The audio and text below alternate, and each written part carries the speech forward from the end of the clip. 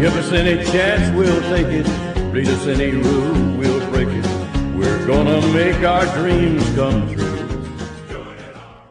Welcome to the Laverne and Shirley podcast about 8 seasons in a row. I'm Lisa Fernandes, and I'm Chris Jayawardena. Hello. And we're going to review We're in the Army Now, parts 1 and 2, which is directed by Joel Zwick and written by Judy Pioli and Jeff Franklin. And Chris has got some facts about them later on. Indeed we will. Many facts about a lot of folks today. Yeah, a lot of facts coming. We got a lot of people in this episode. Here's what the episode's about. The girls think this is finally their year to attain a promotion to senior bottle capping and the raise that comes with the position by 2 girls with industrial training school experience, thus breaking the brewery record for the highest number of years on the line without a raise. And outraged Laverne decides they'll quit, and a spark of inspiration from Shirley, they'll join the army, arrives and changes the course of their destiny. While they treat their enlistment as more of a vacation at first, they eventually manage to make it through basic without dying thanks to kind Sergeant Shannon, was immediately replaced by tough-as-all-heck Sergeant Alvinia Plout, who will become a regular thorn in the girls' side of the next few seasons. The recruits are split into 2 teams and forced to battle it out. The girls win a handy victory, but their gloating turns to horror when they're stationed in Greenland. When they learn via a call from the boys that the girls who took their job have quit and Schatz is willing to take them back, raise and promotion included, they become determined to get out of the army at any cost. Will they succeed? What do you think of this episode? Oh, man. It's like there's a lot I like and there's a lot I don't. And I'm going to try not to focus on the things I don't too much because my director's side part of me was, oh, God, it hurt. It hurt so bad. So it's interesting to see how we were just talking before we started recording about how the difference in the 2-parters we've had so far through the show. Because I think this is our 3rd one, right? We've had the cruise, the festival, and this one. Yeah. Yep. And we got another one coming later in the season. Ooh. Which will be Murder on the Moose Jaw Express. There's another one coming in season 6 called Bardwell Caper. I think that's all the 2... No! Death Row in season 8. Death Row. Ooh, we try not to think about Death Row. Which I will have to name check a little later as well, actually, because I've got that in my notes. So, anywho, it's sort of like, with the cruise, we had mentioned that it felt like the first episode was kind of mixed because it was cool to see them on the boat, but it felt like the whole getting them there with the shoe store. I keep wanting to call it a toy store, but it's a shoe store. This didn't really work super great. And then when you get to the festival, things kind of clicked a lot better. It was much more focused and they really the story really developed and they kind of used the time very efficiently. Yeah. I feel like this is one that needed a lot more. Yeah. In terms of, and in multiple different ways. There are some wonderful characters, but they don't always do enough with them. There are some wonderful scenes, but they either go a little too long or just kind of don't kind of make the impact I feel like they need. Like, it felt weird that, for instance, the colonel who's introduced that kind of helps save the day at the end of the episode, I felt it kind of weird he wasn't even shown in the first half. And it's like, it's a whole 2 episodes. They had plenty of time. Yeah. I feel like they could have probably chopped out the last quarter of this episode, last half of it. Actually, the whole second part, everything after the boys arriving and talking to the girls, I almost feel like it's not necessary. We know we have to get them out of the army, but nothing that happens in the second part is super, super funny. The first part's really good. Honestly, the first part is really good. I could absolutely have done without the majority of the second part. But I really, I like the boys coming in. I like the girls' friendship with them. Gosh, have they, has time moved on and are they much closer here than they've been in a while? All that hugging. Yeah.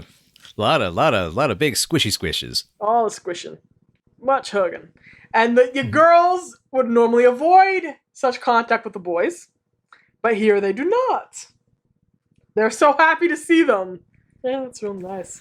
Well, I was also going to say, that's one of the things I really like is the way the main crew works in this episode. It's really strong throughout. Carmine's likable. Yeah, yeah. I was gonna say Carmine is a very good boyfriend in this episode. Mm-hmm. He is an excellent boyfriend. He actually cares about Shirley. He's actually really, really worried that, that she's going to get sent to Greenland and he will never see her again. She'll freeze to death. No way. He throws repeated surprise parties for them. He's probably going to organize that phone call from everybody when they, then for everybody to be there when they ring in. So he's really good. He's really likable in this episode. He's super likable. Yeah. It's super cute, and the Frank and Edna stuff is great. Edna making them snacks to take on the bus. I mean, the Battlefield Baker chef's hat. I mean, it's just there are so there's so many great adorable things in it, and that's what feels kind of sad is that it's like they don't.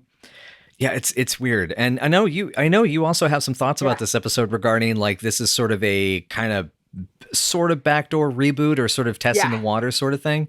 We know that by the time we had gotten to the filming stage of You're in the Army Now, they had already gotten all the ratings for the previous episodes and that the show had tanked out of the top 50. It's not even the top 50 anymore. Oh my God. It's not even the top 100 anymore, which is a huge shock after you've been the number one show for 2 years running.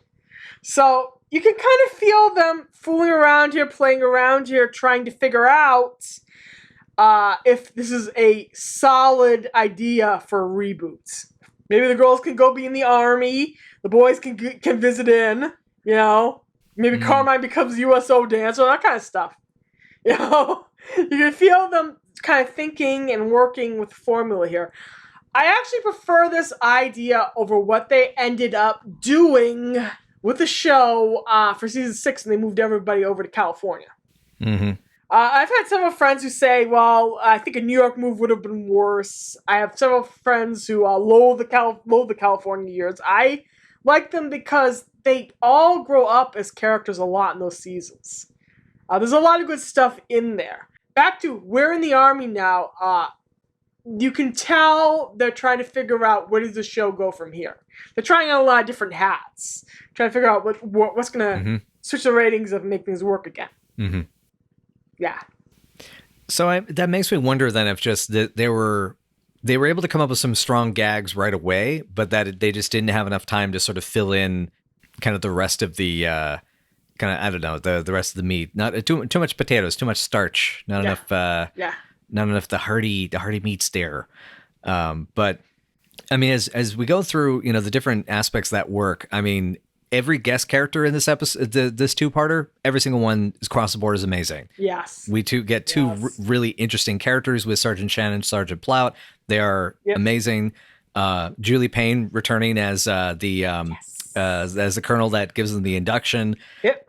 Those are the elements that like work the best for me, and it's one of the, I guess that's the catch. This keeps turning into a caveat episode. I like this part, but. And that's what kind of keeps happening for me with this one. Yeah.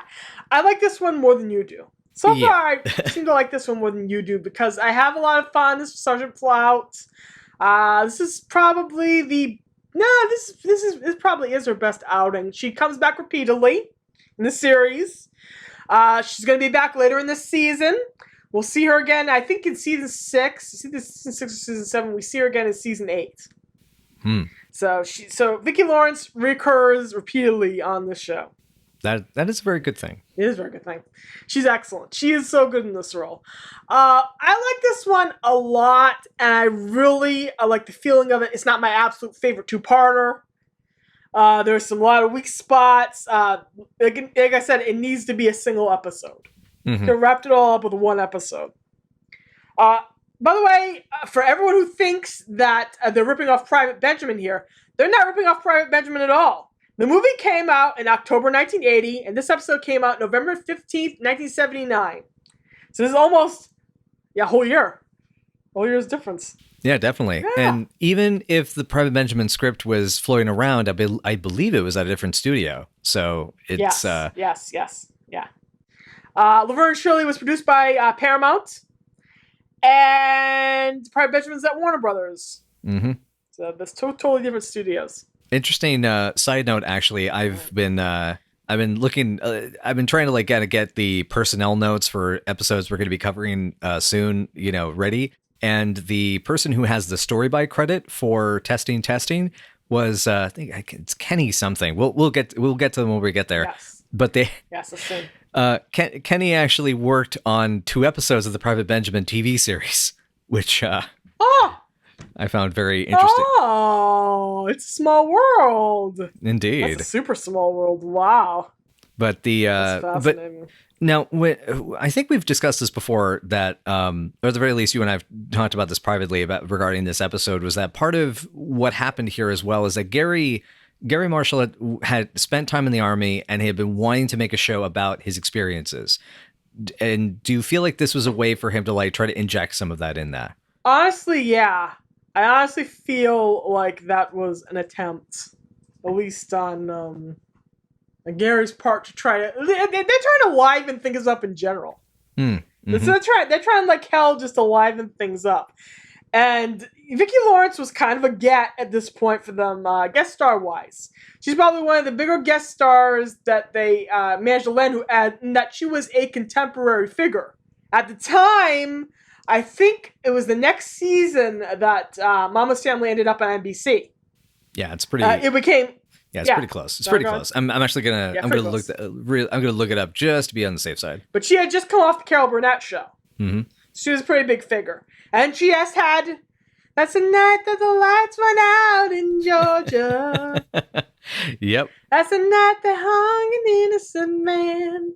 And then there is actually a credibility gap parody of that song out there, folks. So that makes everything even more ironic that David and Michael were gently mocking the notion of the song, and then years later they end up working with her. It's kind of glorious in its own way. It totally is. Also, I have the confirmation on Mama's Family. It's began in 1983, so a few years. But yeah. That means it starts. That means it started probably this season right after Laverne and Shirley was canceled. Mm-hmm. So, yeah, it looks like it. It's a first episode, Jan 22nd, 1983. So it was a mid-season replacement type thing. So that would be So during the filming of season 8 was probably when they were getting the ball rolling.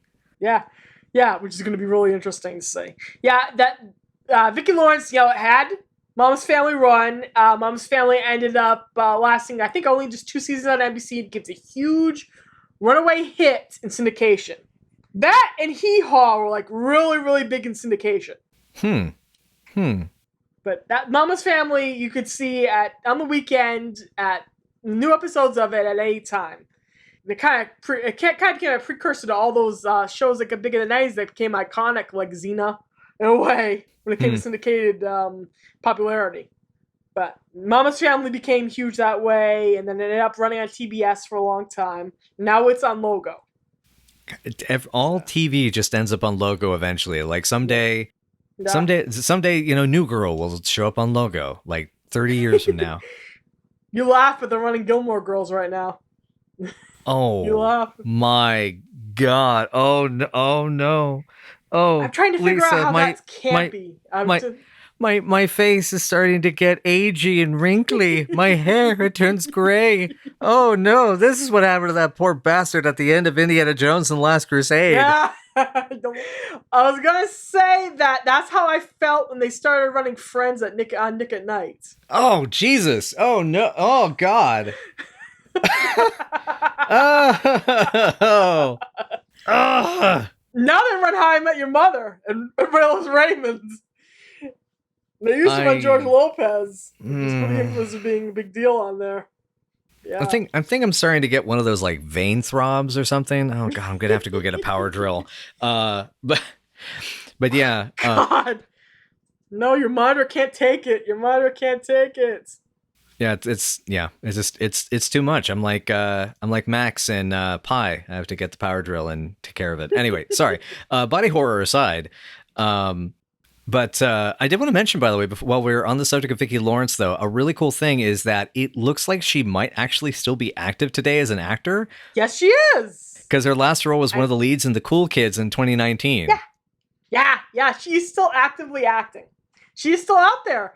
I think she's doing some kind of a reboot for Mama's Family. I know she was doing a stage show in regards to that before the pandemic hit.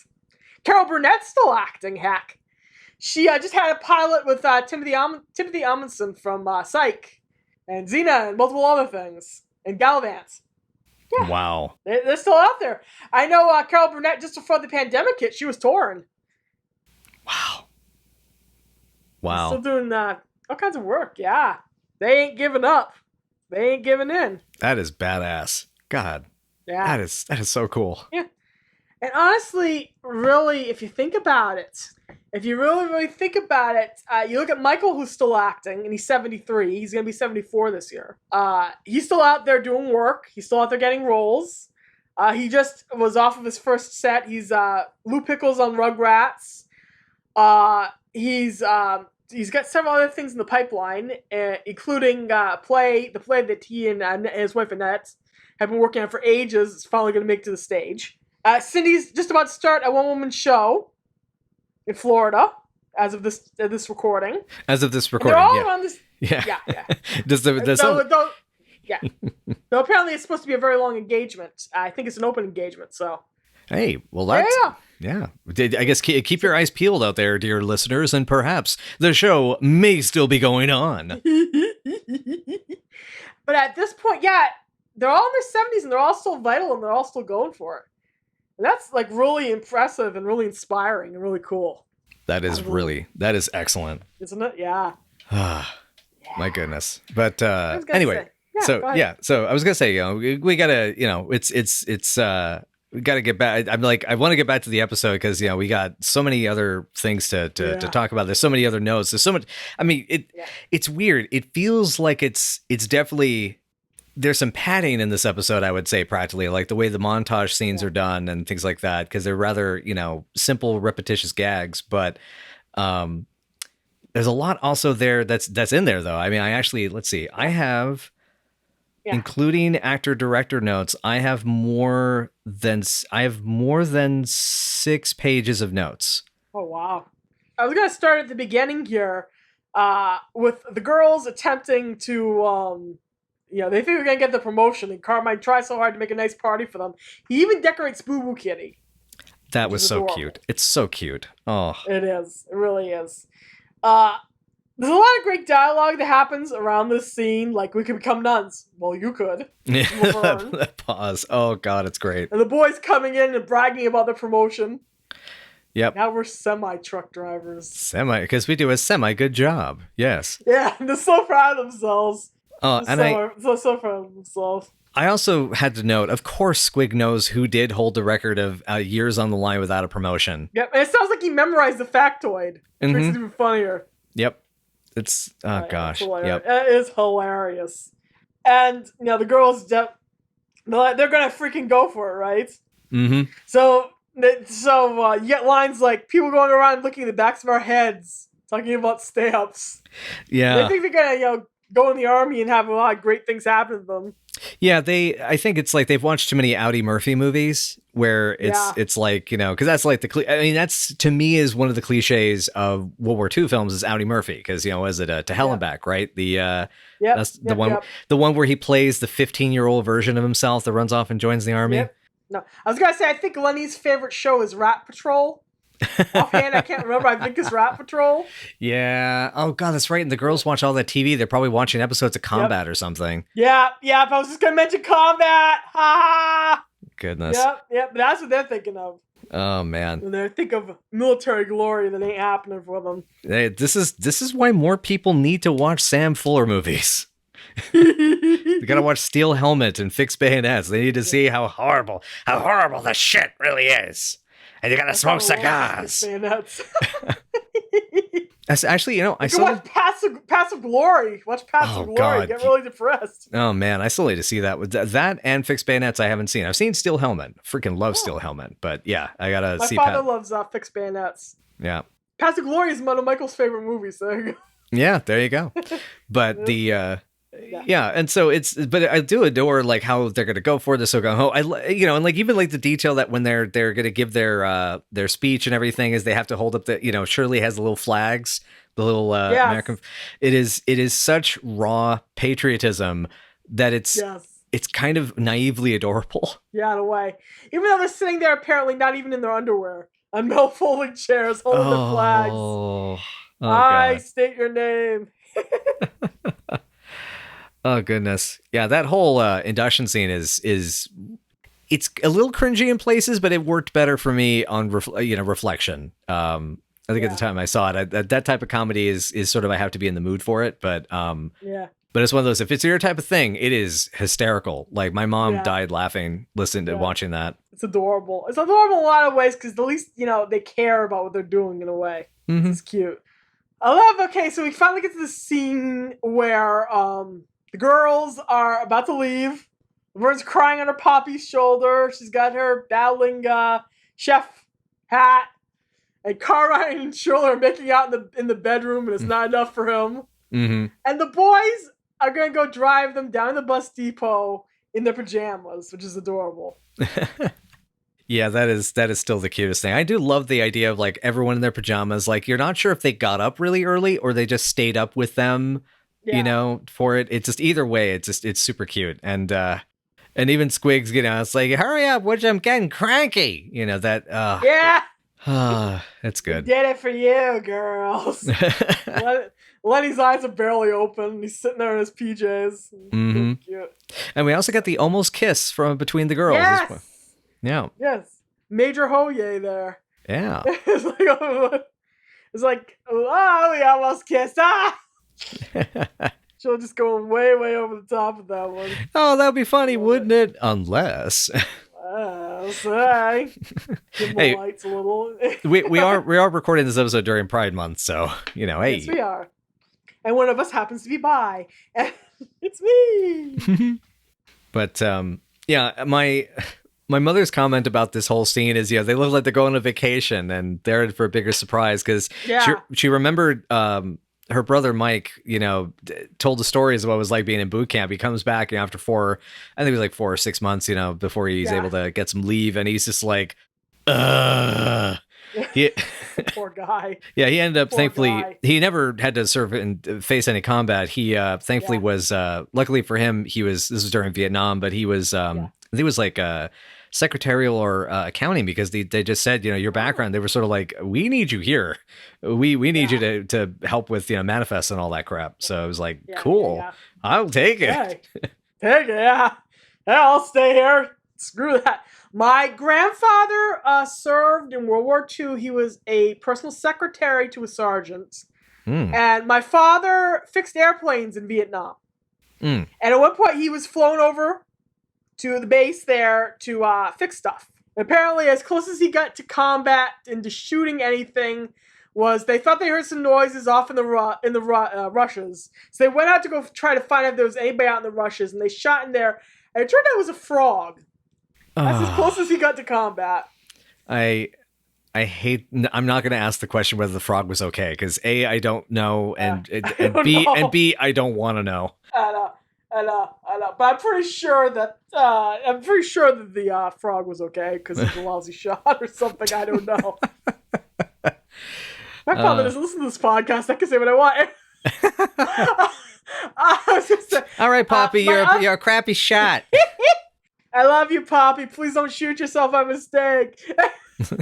I was going to say that my father's other big story was when he was fixing a plane. They were back in Seattle by then. My mother flew out to be with him and live with him before they got married.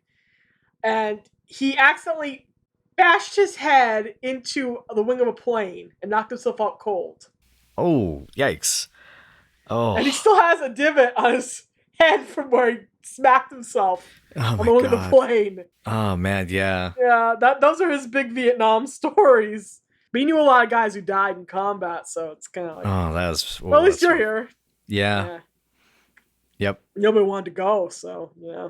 Yeah. But to less depressing hills. Well, I mean, it's good we bring this up, though, because my mom, in the middle of the induction scene, she has this gasping look of horror, and she realizes, oh my God, were they in Vietnam by this point? And I looked this up, and during this episode, combat operations in Vietnam had officially begun, and they were during the expansion through the Kennedy years. Is probably like, we figure 62-ish is probably about this point. Yeah. Yeah. And by Deus Ex storyline, Lenny and Squiggy and the girls somehow do not end up in Vietnam, even though the girls and Lenny are in the reserves. And at this point, I think they sent the reserves, didn't they? They had to. Yeah, God, that's a good point. That's a good point because I know the reserves. A lot of them got thrown into the mess because those weird, long, drawn out conflicts. I mean, that was what happened with a bunch of Oregon National Guardsmen. They got drawn into the Iraq War as well. So. That seems to kind of be the case. It's one of those, I'm sure that I'm probably wrong and someone else can clarify. And this is one of those, it's one of those, I'm now doing this episode and realizing, I did all this episode on like the people behind the episode and what I liked or didn't like, but I didn't do the context checks that might have given some insight. But you listen to us make silly noises about a goofy sitcom and have overt emotions. That's what you're here for. Yeah. Yeah, and for the info, at least partially for the info. We try for the info, okay? Yeah. Yeah. Ironically, you know what my next note is? It was about Sergeant Shannon telling Laverne how many men were in the armed forces at that time. And my all caps note is, and Laverne's gonna sleep with them all. Oh God. That was her reaction. She was so excited. Oh goodness. Yeah. So do you have the number written down? Because I think I wrote it down. I'm hoping this is correct. No, I didn't have the number written down. 2,800,062. Well, she did kiss all those sailors that time when Bobby was about to ship back out. That's a good point. So, yeah. And we get something even nastier coming in season 8. We'll have to wait for it. Oh no. Oh boy. Yeah. Season 8. No. Oh God, no. Oh no. Get it away. Content warning, season 8. Oh. That's gonna be the whole season, content warning, season 8. Oh no. Oh God. Oh. Hashtag season 8 for TS. Season 8 for TS, yeah. That's pretty much gonna be the whole season. It's kind of earned its reputation. But it's like 2 or 3 episodes that work in it. Yeah. I was gonna mention the training montage, which is so cute. Yes. It's well handled. Yeah, it is. I do adore Cindy's little voiceover. She's really good at those for the Shirley voiceover bits. I love them. Yes. Yeah, she even, it reminds me how she can still do that kind of stuff. She just did a voiceover thing for her one-woman show. Oh, right on. Nice. Yeah, you can tell. She still got it. She still got the knack. Yes. This is a rare case of actual outdoor shots in Laverne and Shirley. Yes, which I will simply say Jolswick does not know how to stage to save his life, and I'm just going to leave it there and walk slowly away. Yes. Don't remember the good stuff he's done, Chris. He's done good stuff. I good know. Directing, I think. I know. He did My Big Fat Greek Wedding, which I hear is good. Yeah, it's pretty good. It's a pretty good rom-com. It's pretty darn good. Yeah, it's just. I am 90% sure they shot this on the Paramount Ranch. 90% sure. I cannot tell for certain. I really ought to ask Mark Sotkin or something on Twitter where the heck this was shot. Mark Sotkin loves us, folks. It's true. I don't know how to feel about that yet. Because it's just the idea of anyone from this show liking what we do. It's like, it's nice, but at the same time, it's also like, I don't know. It's self-deprecating to say that it's like, but look at our show. Our show's great. Shh. Anyway, I am 90% sure that these are actual shots from the Paramount Ranch. 90% sure. I need to recheck that, but pretty sure. Yeah, and it's kind of unfortunate that they clearly don't have enough time to like really stage with these locations because it's cool they actually get them, and they have we'll be talking about the actors pretty soon because to my surprise, most of the folks, and they're actually credited. That was a big surprise that a lot of the women in their unit gets credit billing at all. Most of them are stunt women. There's actual stunt people who had done some really like hairy stuff and done some real deal work. And they just, you can tell, like, when it comes to the stuff at Fort McClellan, like those sequences, you figure maybe like a day and a half at best for that. My speculation, which I have said before, is that maybe they had to like arrange it around interiors, around stuff that was going on with Penny's life, because she was facing bouts of hysterical blindness on set, because she was dealing with the pressure of the show, collapsing in the rings, on top of going through a divorce from Rob Reiner at the same time. So she had a lot on her shoulders, and her body decided to say, no stability for you at that point. You know what? Everything in the world is bothering you, so we're just going to keep you from seeing it. Yeah. That shows you how we process anxiety. Mm-hmm. Oh yeah. Yeah, it's tough for her. She recovered though. Mm-hmm. I'm glad. I'm glad that she was able to bounce back and then go on to be a really good director. Yeah. She did a lot of amazing movies. A ton of amazing movies. Go see A League of Their Own if you haven't seen A League of Their Own. That is to say, Oh dear. Have you seen Jumpin' Jack Flash yet? Not yet. That was a case of I was waiting on my parents to be ready to watch it, and time got away from us because things. But yeah, My Rex, A League of Their Own, Jumpin' Jack Flash, Riding in Cars with Boys, which is basically like insight into everything that she went through in the 50s and 60s in a way. Oh, jeez. It's kind of fitting as a capper in a way. But no, it's obviously not her true story, but you can tell why she related to the material. Because that's based on Beverly D'Onofrio's biography. And talks about what it was like, because she had been a high school honors student and gotten pregnant, and then dropped out and gotten married, and then went back into college and all this stuff, and had to deal with her husband's drug addiction, a lot of other stuff. Wow. God, wow. Yeah, it's good. Also, Preacher's Wife is good. I've seen parts of that. That is good. It is good, yeah. I haven't seen Awakenings yet. Shame on me. Big is good. Big is good. Yeah, Big's great. Yeah, I've seen most of that one. Yeah. Yeah. But yeah. That's my little package. There you go. Well, I have a wonderful fondness for Renaissance Man. My father loves that movie. He and I watched that a lot when I was a kid. Oh, so nice. I have a fondness for Renaissance Man. I know that's most of her filmography, but hey, this is a Laverne and Shirley podcast. You want us to like her. Like her work. Yep, it's gonna happen. There's gonna be a lot of discussion of these things. Yeah. I mean, listen, we're gonna eventually start getting into. We've watched some David Lander movies. We mostly have watched Michael McKean movies. We watched a couple of David Landers. We're gonna start going through Cindy's, which means we're gonna probably watch the first nudie musical and The Killing Kind and The Conversation and stuff like that. Yeah. But yeah, so it's all part of the act, folks. It's all part of the show.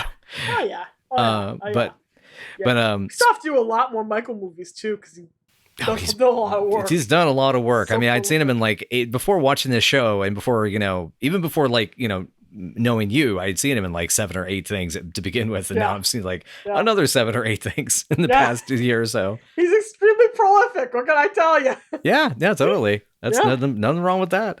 Anyway, so the show itself, the episode.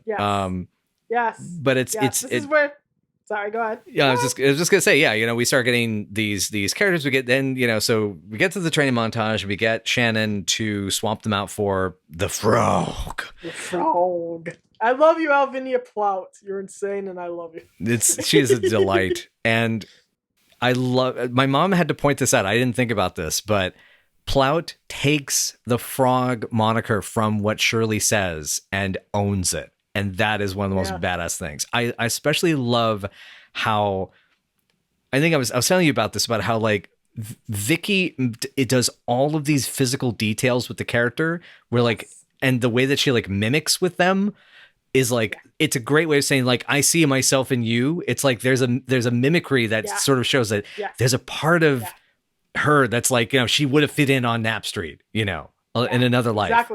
Exactly. This is what happens when you absolutely train at the knee of Carol Burnett. Yep. Because she literally started on that show. Gosh, how old was she? She was about 17 years old when she wrote a fan letter to Carol Burnett and included a newspaper article which said that she bore a striking resemblance to Carol Burnett. Burnett received the letter, saw that, said, "Hey, she does look like me." Looked her up in the phone book, called her father's number, and asked her if she could come see the most Fireball contest. She was in a beauty pageant, and then she won the contest. And Carol Burnett was called the stage, and she crowned her. And she had happened to be looking for an actress to play her little sister in the Carol and Sis sketches on the Carol Burnett show, which is then upcoming. So she was given the shot. She blossomed and grew up from this high school senior. She was like 17, 18 when she got this. Wow. Yeah, she got lucky in a lot of ways. She just took that shot. She took that shot and she got super lucky.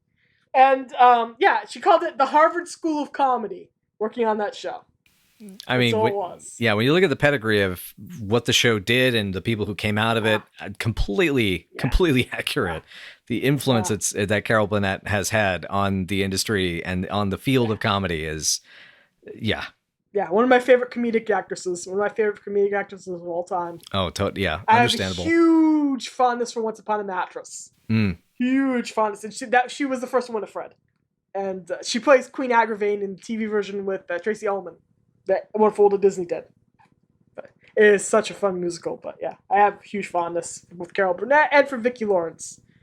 So this Laverne and Shirley guest spot basically caught her just before, like as we said, just before Mama's Family took flight, and just after the lights went out in Georgia, became a big hit. So it caught her at an interesting point in her career.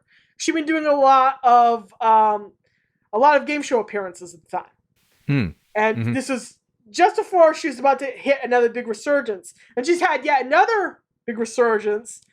She played Mama Stewart on Hannah Montana. She had the Cool Kids for Fox, which I think it lasted just a season, which is funny because I thought that was really good. I think I want to say it's one season. It might have been two, but... Yeah. But yeah, it's in that vicinity. Yeah, she was on that with Martin Mull, which is interesting. Like Laverne and Shirley, you can play 10 Degrees of Laverne and Shirley with Martin Mull because he was in Clue with Michael. So there you go. But yeah, she's super active and super interesting. I like her. That's cool. It's good stuff. And and that's also the interesting thing is this season so far we've actually had, this is now our second comedy legend guest spot. Yes. Because in Upstairs, Downstairs, we had the wonderful, the great, the fabulous Dick Shawn, and just the wonders of him, Coo. Yeah. Yes. And, and it makes me wonder if, we were saying how the show was riding high at this point. And you figure, they're making more connections. They're getting connected more of these people. I mean, this is around the time that they're doing the cameo stuff for 1941. They're getting connected with like the SNL crowd around this time. Yep. And it's like they're able to get these connections to these legends and get them attracted to the show. And it's interesting that this ends up being the season that is a complete disaster ratings wise.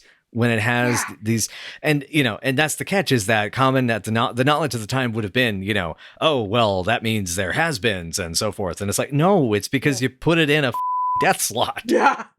You put it, there's not only that they put it in a death slot, they put it in front of a bunch of series where it has absolutely nothing in common with the shows that come after it. You have Laverne and Shirley, which is this great, we already said this at the beginning of the season. Yep. You have Laverne and Shirley, which is this slapstick comedy, which draws in the eyes of children, and you put it in front of Barney Miller. Yeah. No, they put it in front of Benson. Put it in front of Benson. That's not the same kind of comedy. Nope. It's just not the same kind of comedy. And it was Benson followed by Barney Miller followed by Soap. Oh, that's right. I remember this now. Yeah. You were telling me about that. Oh my God. Yeah. Why would you? It's all these cerebral, smart kind of sitcoms. And that's not what Laverne and Shirley is. It can be heartfelt. It can be smarter than you think it is. But it's not that kind of sitcom. It's just it makes absolutely no sense heading off that night. I think they actually replaced it with Mork and Mindy, which did even worse. Made even less sense in front of that block. Oh yeah. I think part of it is just that, like, okay, so it's trying. Okay, so this episode is trying to do this whole. Not even Hogan's Heroes. I'm thinking of the Gomer Pyle one. Yes. It's a very much that's very much Gomer Pyle. Yeah, it's very much Gomer Pyle. I think that is a tone and a kind of sitcom that Gary had always wanted to produce. So they did try to produce a Lenny and Squiggy pilot that is of a similar nature. Which my mind is blown that they thought that was. It's like they're in a band. Put them on the road or have them play at some dead end job place because they're blue collar guys that are always trying to pick up chicks at the dive bar or they're I guess the thing is Flight of the Conchords didn't exist yet. So they don't have the manager that gets them really shitty gigs, but it really believes in them and is trying to exploit them. Yeah. They kind of quasi did that with Joni Loves Chachi in a way, but they didn't quite go that far. Just mentioning Chachi, I had this sudden repulsive feeling and the need to look for a cross and do the Peter Cushing thing. Back, foul demon, foul Chachiad. Back, foul Chachiad. What was I going to say? I was just about to say that I really think Gary was trying to think of a way to get a sitcom out there that reflected what he experienced in the military.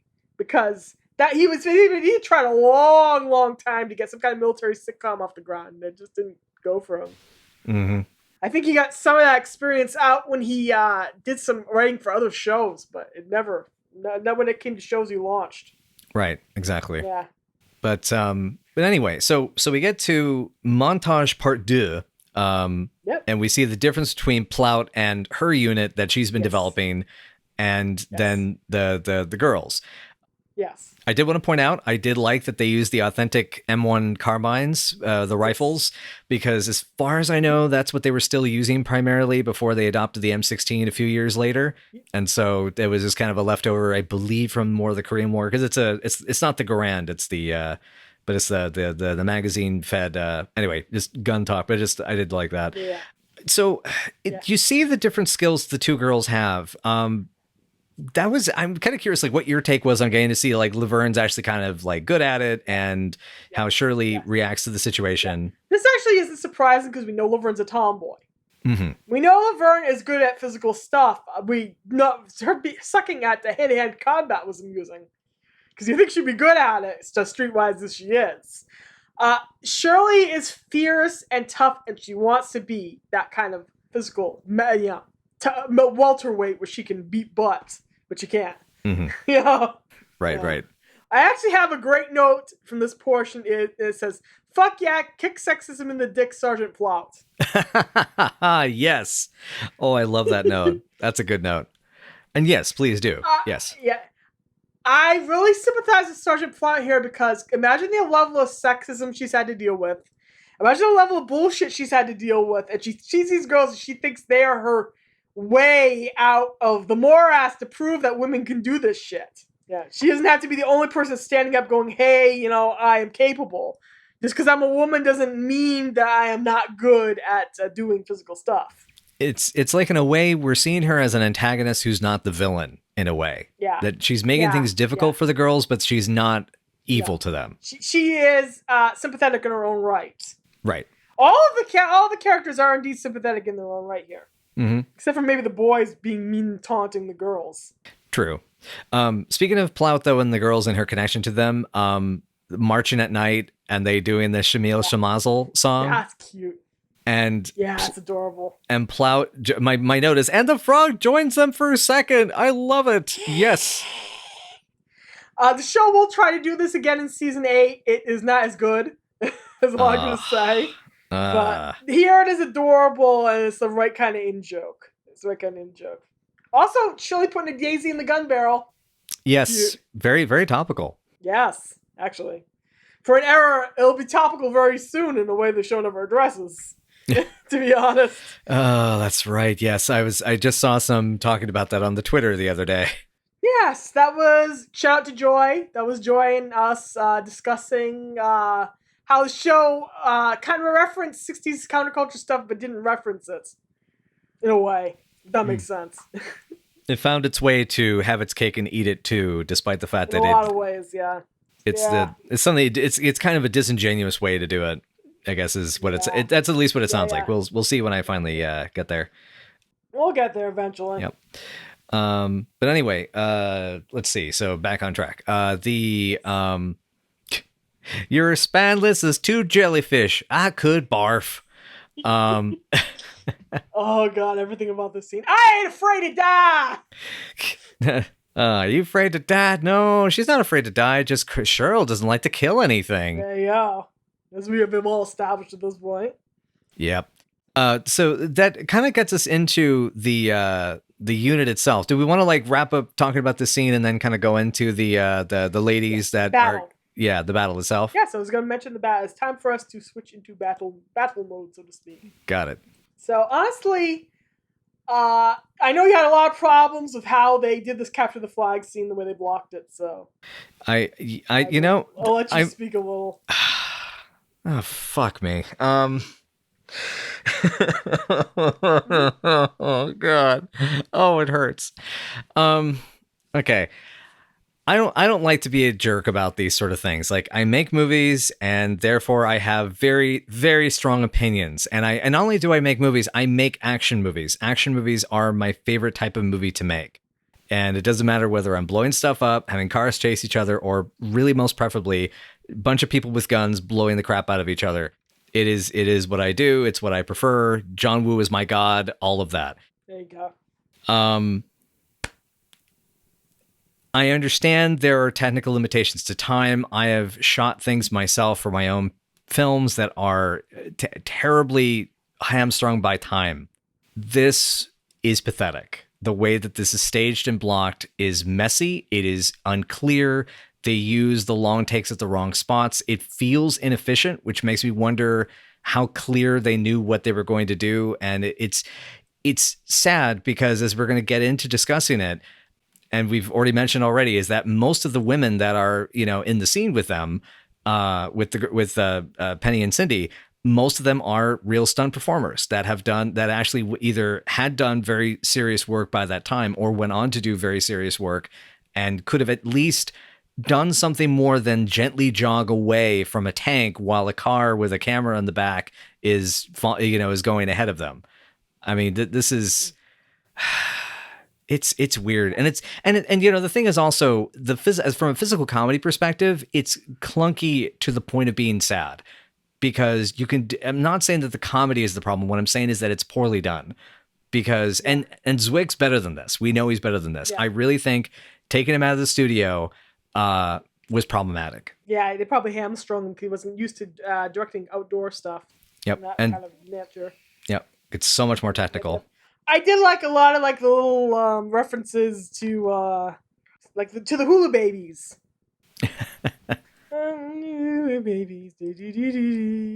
Yep. Oh, that was cute. And the girls end up going to Greenland, and Carmen offers to send thermal underwear. Mm-hmm. Then we ended up with our big hello gag. Yes. All we have to do is turn them into two raving idiots. Hello. Yes. Yeah, we have 2 hellos or 3? 2. We have 2. That's right. Yeah, it's really good. Yeah, it is good. Because we get the 2 raving. Yeah, it looked like 2 raving idiots. Hello, and then later they're trying to get Squiggy out of their apartment, and it's goodbye, good night, hello. It's good. It's very good. Yeah, it's just that whole, as we were saying before, this whole like second half of the piece, the whole like trying to do the Section 8 approach, and yeah, I feel, especially with Plout being so in on it, like the way that even physically Vicky plays the part is like less, it's frustrated, but also mostly just confused, and she's trying to go along with it. Like, all right, it's like Timmy with Lassie, right? It's like, what is it, girls? What are you trying to tell me? Is there someone stuck in a whale right now? And then the way she grabs both their heads, and yoinks them. For me, I would have preferred to see her almost like get in on it and also see the other soldiers get in on it and make it clear that part of the problem isn't just that they're acting nuts, because obviously they're, trying to get out of it. And I suppose from a realistic standpoint, I think it's kind of cool that it does show that Plout she's not naive. She's figured out what they're up to. And she she takes them to the colonel and says, listen, I don't think they want to be here. I don't think this is going to work. And, and the fact that even she takes it as a failure herself, that she didn't train them well enough, and as a teacher, let them down. That's kind of cool. Yeah, I felt super bad for her. Oh, I did too. Yeah, because I think what it is I think she felt lonely, because she's so intense. She wants women who are her equals. That's right. what she wants. And what's interesting about Plout throwing them at Shannon's team is that despite the fact that she loses and she's upset, of the war games of Shannon versus Plout, basically in those two teams, she does inadvertently put them in a position that, because of their moxie, their ingenuity, and especially their proactiveness, they figure out, they do the reconnaissance, they do a full army operation, they do reconnaissance, they gain their intel, they find the directions, the map, they take the enemy, by surprise, and they win. And they inspire the others, like good leaders, to follow them, because the other team is ready to give up, and them saying, screw it, we're going to do it anyway, inspires them to come, the rest of them to come help. And I guess what I mean is, like, I'm not saying necessarily that Plout like intentionally planned this the whole time, because there's clearly symptoms that it's not the case. But as you're saying, like, Plout wanted somebody that was like her, and that's what they proved. That's what they proved in the war game. That they could be good prodigies of her style. Exactly. And I guess that's okay. Great. Now that I've talked myself through all this, now I'm realizing that what I was going to say, which is that they do a whole like space style finger gun sequence with the whole rest of the unit. It won't work because it's still them leading and it create initiative and creativity. It won't work. Damn it. Oops. Poop. We forgot to talk about the boys driving nitroglycerin to Selma. What the hell was happening there? And the little pony. The pony, yes. Yeah. Ends up at the celebration at the end. So the pony is one thing, but I just can't get over the whole Wages of Fear thinking in my head about them taking nitroglycerin. And then you mentioned they were taking it down to Selma, Alabama at this particular time, and it's like, who are they delivering it to? I want to know who came up with that joke, to be honest. Yeah. There's because it just feels too planted, too many details, They didn't have to mention the town. They didn't have to mention the town, Yeah, it does not work at all. Mr. Franklin, we're staring at you very intently. We are shame fingering you. Shame. I love that the sound of that actually picked up on the mic and everything. Shame. That's cool. Oh man. Yeah, and then we get to our celebration. Everybody's lying on top of each other. It's adorable. Mm-hmm. And the girls, come in and they think they're gonna have their party, and they end up in the reserves. This comes back later on. This comes up again. Okay, cool. Yeah, and they have their little pony, and that's the end of the show. Yeah. So wait a minute. You mean to say they actually have a piece of continuity in Laverne and Shirley? Yeah. This is a piece of continuity that lasts all the way down to season 6. Magic. Jayawardena.exe has now performed an illegal operation and must be shut down. Beep. Yeah. Okay. There we go. We're back. Actually, I had written that down as a note about Shirley going stone-faced with shock at the beginning of the episode. Yes. Dropping poor Boo Boo Kitty on his poor little bottom. Oh. You dropped your cat, Cheryl. God. So I mean, that gets us towards the end of the episode and kind of the wrap up of it. And it's I don't know. Like I almost feel like I want to get to the pros and cons in its own dedicated portion, and we should talk about like the current stuff. Because we have the whole tag scene is really cute, and like that's like a strong moment, and then there's other moments, and this is an up and down episode for you. Otherwise, it really is. I mean, I'm still like I've had a couple of numbers flying through my head. I don't know. Let's go ahead and talk about the folks who made the episode. Then we can get into the let's go for it. Okay. Go for it. So, whoops, I went too far in my notes. I almost made a Jack Hill joke again from last week. Oh dear. So, writers and director. Director Joel Zwick, I am running out of things to talk about with this fella. I may have to, I don't know, ask him to be on the show or something at this point because he's around, he's still working. Yes. I might as well just figure out. Yeah, but yeah, so writers, Jeff Franklin, he's going to be back a ton. We'll get back to him because otherwise this episode will take a bit longer than we're already going a little longer than about as long as actually as I kind of figured we would. Judy Pioli though. Hello, Terry Buttafuoco. We love you, Judy. We love you, Judy. Yeah, we were recently corrected that Judy goes by Askins now. Yes. That's her married name. Yeah, married name currently since it looks like the early 90s. Early to mid 90s. It depends. I'd have to double check. This is her eighth credited episode as writer. She still has 6 more to go. She would later do multiple episodes of Charles and George, some of which were directed by fellow Laverne and Shirley alum Alan Rafkin. So that's a neat little bit of trivia. So, actor notes. Okay, this is gonna take me a bit. We've already covered Vicki Lawrence, thank goodness, because we have 4 for each of the teams, and we have 2 more actors to talk about. So we did mention Julie Payne, Charmaine, as the new character, the colonel that gives them the induction. Equally hilarious, despite it being a new character. Julie would go on to a plethora of parts, from the mime waitress in Spinal Tap to the co-lead in One Season Wonder, The Duck Factory, to The Tracy Ullman Show.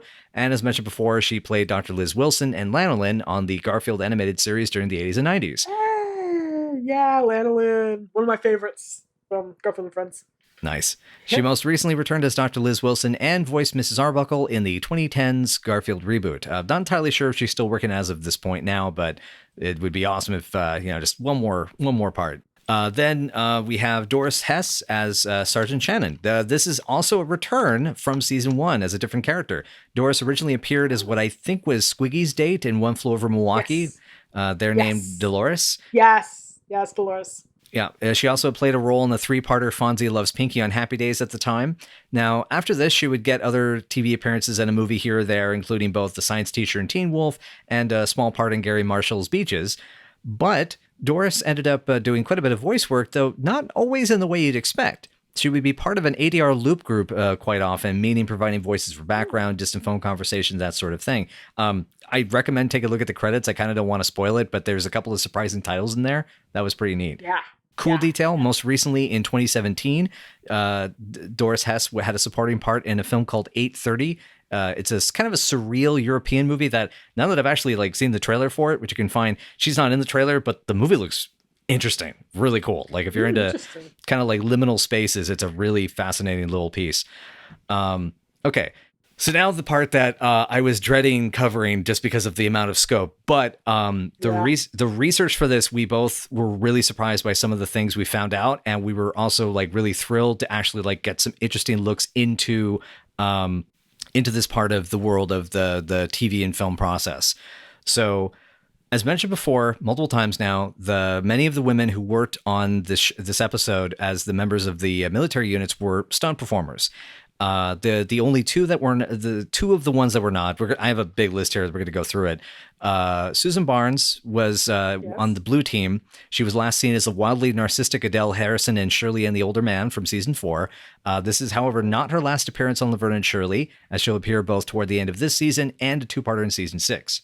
There's more to discuss about her career, but we've got time for that later. She's seen here briefly, at least, as in the background. Joey Madigal, who was the fish trainer from the second talent show episode. I'm just going to call it that. I can't say the full title. My nose is all stuffed up. But yes, she was the fish trainer, which I don't remember if we have. I think, was that cut in the syndication edit on the DVD? I am 100% sure that it is cut from the syndication that we do get on DVD, which is a huge phenomenon in seasons 4 and 5, where it gets us doing worse and worse and worse. By the time we get to season 6, and they have to start chopping out Beatles song references, oh my god, it turns into a disaster. to the point where there was actually a crappy VHS version of a different syndication edit of I Do. That's probably worth watching because it has unedited and unexpunged music rights issues. My gosh. Unexpunged music rights. So you get to hear all the Beatles and all that jazz. Gotcha. Oh, I get to see all that jazz. Great. I haven't seen that movie. Oh, you have not seen that movie? Oh God. I have made a horrible mistake.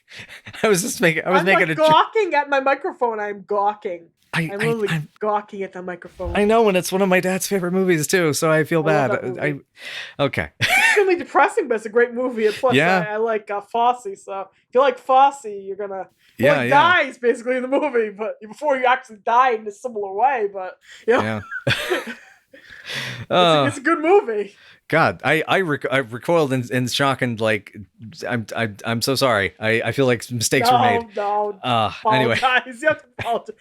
I don't own you. You can watch whatever you want. I'm just so shocked that you haven't seen that one yet. As we've discussed, me and seeing the movies that I want to see is not always up to me, unfortunately. Yeah. Anyway, okay, so Joey Magadow and Susan Barnes, those are our two primarily non-stunt performing actors. So on Blue Team, is rounded out by Paula Marie Moody, who is one of the many stunt performers in the episode. Her credits are incredibly diverse, and that phrase "diverse credits" will come up a lot. It ranges from she was on Star Trek II, Wrath of Khan, Return of the Living Dead, Loverboy, People Under the Stairs. Now, unfortunately, tragically, she did break her back during a stunt in 1991, and my suspicion for this was either People Under the Stairs or House Number 4. And she was unable to continue doing stunt work, and she passed away at the age of 55 in 2007. So I wanted to make sure that she got mentioned because she was a great performer at what she did, and it is tragic what happened to her. Definitely. On the Blue Team is also Beth Nerfer, another stunt performer. Her credits begin around like the mid-70s with uncredited work on Logan's Run and the 1976 John Gilliman directed version of King Kong. Now, she would work on a lot of the same shows as many others in this episode, including Wrath of Khan, Iron Eagle, Big Trouble in Little China, and Invaders from Mars. Now that takes us to the Red Team, and these ones were the ones that were much more known and at the very least, they were ones at the time that were kind of like premiere, and that's so they were bigger and kind of beefier looking. So members of the Red Team include a bunch of badass stunt women, including Jeannie Epper, who is the one who goes kill the blonde. She was a longtime stunt woman from the early 1970s with credits ranging from Jessica Walters' double for Play Misty for Me, and even was in the first season of the Supernatural series playing the Striga. Cool. But super cool Manchu note. She is the lesbian who gets whooped by a black belt and barstool in Foxy Brown and is one of the matrons in Switchblade Sisters. So hell yes. Awesome. I also looked up Jeannie Epper is she is the Reverend's wife in the Kill Bill Volume 2 in the church scene before in the wedding rehearsal scene. And her daughter, I believe, had a small part as well in Kill Bill as well. So that's pretty cool. That's cool. So speaking of Foxy Brown, we also have probably one of the best gets for the stunt performers in this episode is JD David. She was reportedly the first African-American woman making a living as a stunt person in Hollywood. She was as well a co-founder of the Coalition of Black Stunt Men and Women. Her stunt credits include some kind of infamous blaxploitation films, but a ton of Pam Grier movies, including Coffee, Friday Foster, and Foxy Brown. She even continued working on films that had Pam Grier up until even Escape from L.A. She also was in The Blues Brothers and naturally Jumping Jack Flash. Hey, Jumping Jack Flash! Woo! So because of looking her up, and this is why I was really excited about this, to hear about I guess I was excited to get to do this research and find out these discoveries, because I was thinking I was going to have to do all this work to find who these people were and all these details, whatever I could find. However, interesting story is there is a 2018 article that I found that does talk about black stunt women in Hollywood, and I will be providing a link in the description below for more information. Partly the reason for this is because, it's a weird, I have a weird mixed feeling about, we'll get to the pros and cons of the episode, and I'll go in further into this, is that JD David as well suffered a career-ending series of injuries that has kept her out of the business for probably the better part of, it sounds like, 25 years. That's too bad. Which is absolutely too bad. Yeah. And so we have, we'll get to that in a second. Okay, next, Janet Brady, another longtime stunt woman who began with uncredited stunts on the Poseidon Adventure and went all the way up to the oddball film Meet Dave in 2008. Her credits also include stunt work on Blues Brothers, of course, Big Trouble in Little China, The Hitcher. She was the double for Jennifer Jason Leigh. She also was in Roadhouse as a stunt person and so much more. I won't even bother. Just go look her up. But again, a huge, long list of credits. And lastly, Donna Garrett, yet another badass lady of the stunt trade and co-founder of the Stunt Women's Association of Motion Pictures. Oh. Her credits go so far back that she worked on Lost in Space. And she also doubled Ally McGraw for The Getaway and Raquel Welch in 100 Rifles. And she was a stunt double for Penny Marshall in the festival episode, which we suspect is likely the pole climbing sequence. And the variety of her credits is absolutely staggering, from schlock like Dr. Black and Mr. Hyde, because you don't give him no sass and he'll kick your ass, to being a stunt person in classic Disney films like Tron and pretty much everything in between, including an emphasis on horror films such as 3 Tobe Hooper movies, Halloween 2, Maniac Cop, Chud 2, and Pet Sematary. Maniac Cop! Yay! Is that what we really should be? Oh God, I feel so mean saying that. I love Bill. I love Bill so much, and Bruce and all those folks. Oh, I feel so bad saying that. Oh, Zeno. The only good thing about that movie is that Bruce gets shirtless, and that's worth it. His character's such a dick in that film. His character's so awful. Oh my god, he's such a horrible dick. Oh my god. And then he ends up getting rewarded by ending up with the girl, at least until the sequel. Ugh. Good Lord. Good Good Lord. Crimp hair. Good old Officer Crimp hair, as we used to call her. Oh goodness. Anyway, so talking about these actors and these stunt performers, this gets to one of the weird pros and cons, because we are going to have to start focusing on pros and cons. I think because I think that's what we're up to, right? Because we covered the hello gag and yes. Yeah.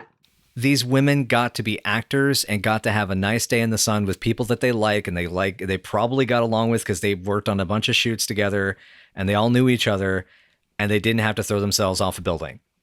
It's the pro. The con is that nothing fucking happens, but they were safe and they got paid, and I'm really happy. I'm really, really happy about that. Yeah, I'm glad for them. I remain glad for them, to be honest, because they all do a lot of fun work in this episode. So kudos to them. Okay, so pros and cons. Pros, there's a lot of really fun gag writing in here. Vicki Lawrence is a badass. Forever, Sergeant Plout. I love you, Sergeant Plout. I like Sergeant Shannon. I like the boys. Their part in this, even though they're kind of antagonistic. In the beginning, when they show up to see the girls and they bring them a Trojan horse and they hug them and they bite their hands over the idea of getting them out of the uniform, the girls will get all flattered for once instead of horrified. That was cute. Okay, that's cute. That's super cute. I'm just imagining Laverne out of her uniform. Anyway. I might join you on that. I've done that. No, anyway. The cons would definitely be the fact that the entire second episode really doesn't need to exist at all. It just doesn't need to exist. Mm-hmm. Yeah, that's what I thought. Like, yeah, and I don't like the pat resolution, and yep. This is how I feel. Yeah. So I think you cover a lot of the stuff I liked as well. Some of the gags are great. I feel like the whole opening sequence of them even coming to the realization of what they're going to do, it's dramatic, and despite the fact that it's rehearse, the whole we'll join the army, we'll quit our jobs, all of that, the timing of that lands so well that it feels fresh, despite the fact that's probably like their 20th time doing it. Yep. It's like, that's, absolutely works. Them reciting their pledge to the country, following everything that Julie Payne is saying, like there's some amazing dialogue gags like that. And they even groan like her, Yeah. That's funny. That's still funny. And they mimic the facial responses or the tone of voice and everything. It's so good. And I like that she's not even necessarily is she upset that they're idiots. It's that she has too much of a headache to be able to put up with it. She's in so much serious physical pain. Yeah, she's just done with it. Yeah, exactly. There's things like that. Shannon is great. I love Shannon and Plout's chemistry. There's that couple of scenes of them. I mean, it's like I would not have okay, if you want to make another show, Gary, make it about those two. Those two getting stuck in Greenland. Hell yes. Yes, once. Would watch. Yeah, yeah, totally. And it just, but yeah, and I remember you and I were talking about this as well before recording about the whole resolution of it. Just, yeah, everything's kind of, it's just so tight and clean, and it doesn't feel very creative or interesting. It feels like very just like, oh, it's a TV show. We're going to wrap up now and get everything back to status quo. And I would have loved if they had gone to Greenland and they thought it was going to be the worst thing ever. And they have to get, and they end up getting sent home because something calls them home for whatever reason. They get discharged, and the an emergency. Right. And it turns out that it's it's the same set as the apartment, and they've just repainted it to look like a bunker. And then you do a dissolve from the bunker back to the apartment. And it's like, we'll finally get out of this cruddy bunker, and you dissolve to it. And that's the joke. And, it doesn't land with a laugh track with a live audience, but it's a great joke for the people at home. Yeah, exactly. And so, like, those kind of details would have been really nice. It feels like, I guess, and that's what it is. This feels like a very rough draft in places that doesn't have the details and the sort of the kind of artful, fun, playful creativity that would make this great. And it's unfortunate because I think it could have been. Because there's definitely some components that are there that work towards that. And big, huge pro for me. Carmine's actually likable. The dynamic with Frank, Edna, and Laverne is so cute. And I love that Laverne is not over Edna calling her honey. And I don't think she's ever going to be over that. She's going to get a big grin anytime because she finally has a mom that loves her and adores her and takes care of her. She called me honey. It's so sweet every time. Yeah. I think that this is one half of a great episode. Yeah. That sounds about right. Honestly, it is. Feels like if the second half didn't exist, if we could chop up the first half a little bit, so close but so far. Anyway. Yeah. So, okay. Numbers. Oh boy, this is going to be. Yes. You go ahead. You go ahead first. I'll pull the trigger when I'm good and ready. Yeah. Chris will shoot Bambi when he has to. Bambi's mom when he has to. Oh god. Oh. I was gonna make an old Yeller joke, but I didn't know if it was apt. Oh. Well, I was thinking Roger and Dawn of the Dead. Put the damn thing out of its misery. There you go. Poor guy. Good Lord, poor Roger. Oh, the freaking thing. Never die in a JCPenney. Anyway. Okay, what was I going to say? This is about a 7.3 for me. It's, the first half is a great episode. The rest, not so much. That's life. Yeah, it's so close to being good. It's so close to being good, and just, edge. Plane crash. Way lower than me. That I know. Plane crash noises. Yeah. All right, I'm going to draw a bead. I'm going to make sure, check the weight, the sights. I'm going to slow my breath, and on the outtake, I'm going to squeeze the trigger, not pull. And I'm going to say this is a 5. Now that war game hurts so much. Oh dear. Well, the show will hopefully redeem itself. Ray Duvall Jr. is coming back next episode. Oh, that's a surprise. Wow, we haven't seen him in a while. Yeah. Then we got lots more Joel for a while. And he does come back to direct this next one. Okay. Right on. Yeah. Cool. All right, so I guess does that wrap up everything for this week? Yeah, I think it does. Cool. I think that pretty much settles everything. Yeah. And it's a 2-parter, so this length makes perfect sense to me. Yeah. Cool. About an hour and a half so far, kids. Yeah. Enjoy it. Marinate in it. Yes. You may indeed savor the flavor of my caramel voice. Bask in the caramel. Delicious. I will rot your teeth from the inside. Anyway, thank you again so much for joining us, everybody. And if you would like to know more, please join us at Night After Night PC on Twitter or Night After Night Pod on Facebook, Tumblr, WordPress, and Patreon. We would also love to hear what you have to say, so please leave a comment if possible below. And if you think that our chemistry is poor, well, It's okay to be wrong once in a while. Anyhow, as I slowly slip into a Patrick Bateman voice, I'm going to go return some videotapes while my lovely co-host and girlfriend tells you what's next on Night After Night. Lenny and Squiggy start a dating service, and the girls end up on a date with two little people. This is called Take Two, They're Small. That makes me all sorts of uncomfortable. Thanks again, everybody, and I guess we'll see how that goes next week. And yeah, I get the feeling just schedule your shoots. That's the only thing I'm going to leave with. Just please schedule your shoots better. Give yourself the extra days. As a film fan, I beseech you, please. Take your foot off the gas. Whenever you're driving a tank, take your foot off the gas. Control your corn. Oh my god, that would have been a great callback. There's no corn in here. You're leaning too hard on the beans. You're leaning too hard on the beans. Jesus, Shirley, you're trying to kill me. Goodness. Oh goodness, yeah. This isn't that perfect episode, but it's a good one, and that's how we're ending it. Okay. Bye, y'all. Watch out for any Trojan horses, even tiny cute ones. Me and you